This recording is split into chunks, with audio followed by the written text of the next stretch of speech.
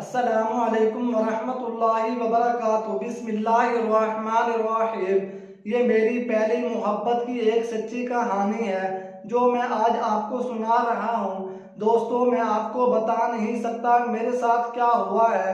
जो मेरे साथ हुआ है, अल्लाह किसी दुश्मन के साथ भी ऐसा ना करे। मैं आज आपको अपनी मोहब्बत की दर्दनाक कहानी सुना रहा हूँ, जिसे सुनकर आपकी आंखों में आंसू आ जाएंगे। मेरे घर के सामने एक लड़की रहती थी जिसका नाम सादिया था। बहुत खूबसूरत थी, गोरा रंग, लंबे लंबे बाल, गुलाबी होंठ, नीली आंखें आंखें ऐसी कि डूब जाने को जी चाहे। इसकी हिरनी जैसी चाल थी, जब वो चलती तो बंदा देखता ही रह जाता। रोज उसे कॉलेज जाते देखा तो सारा दिन सुकून से गुजरता। जिस दिन उसे ना देखता तो बहुत बेचैनी होती थी। मेरी बहन और वो एक ही क्लास में पढ़ती थी, इसलिए उसका हमारे घर में आना जाना हो गया। वो मेरी बहन के साथ बैठकर बातें करती और लैपटॉप पर काम करती रहती।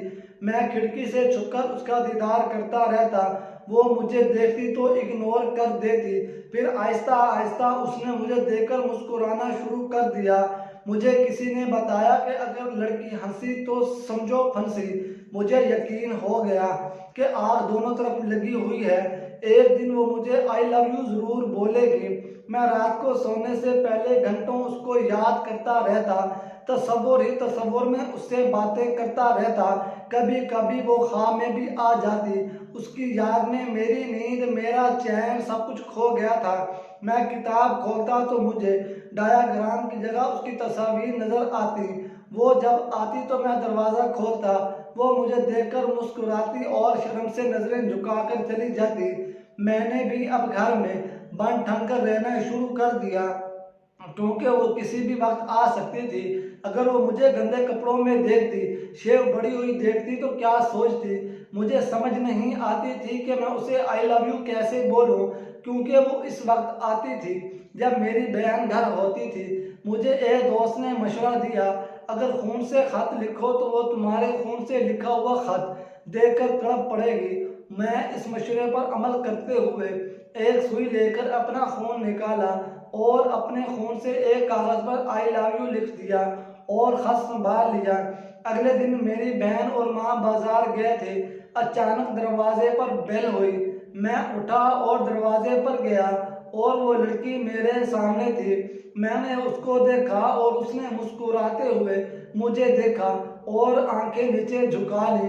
फिर उसने थोड़े तवक्कुफ से बोला कि मेरी बहन घर में है। मैंने कहा नहीं।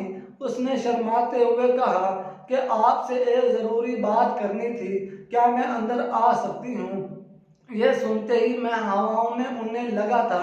मुझे अपने प्यार की मंजिल बहुत करीब नजर आ रही थी और मैं तसव्वुर में खो गया था। मैं ख्यालों में डूबा हुआ था। उसकी आवाज़ ने मुझे झंझोड़ा कि मैं अंदर आ सकती हूँ। मैं रास्ते से हट गया। मैं अपने कमरे में आ गया तो वो भी पीछे पीछे मेरे कमरे में आ गई। मैंने उसे बैठने को कहा और वो बैठ गई। मैंने उसे कहा कि आपने मुझसे कोई बात करना थी, लेकिन वो हिचकिचा रही थी। मैं समझ गया था कि उसने मुझे आई लव यू कहना है, लेकिन वो कह नहीं पा रही। उसने नजरें नीचे गाड़ी हुई थी। मैंने उसे कहा कि आपने जो कहना है खुल कर कहें, मैं सुन रहा हूँ।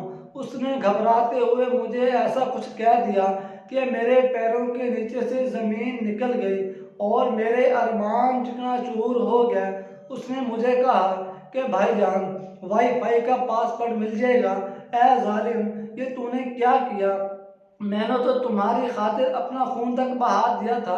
तुम्हारी खातिर तो मैंने खाना पीना भी छोड़ दिया था और रातें तुम्हें याद करके गुजारी थी। आखिर में उस बेवफा के लिए एक शेर लिखा था कि तुम्हारी याद में हमने रो रो के घड़े भर दिए हैं, तुम आए और नहा कर चल दिए।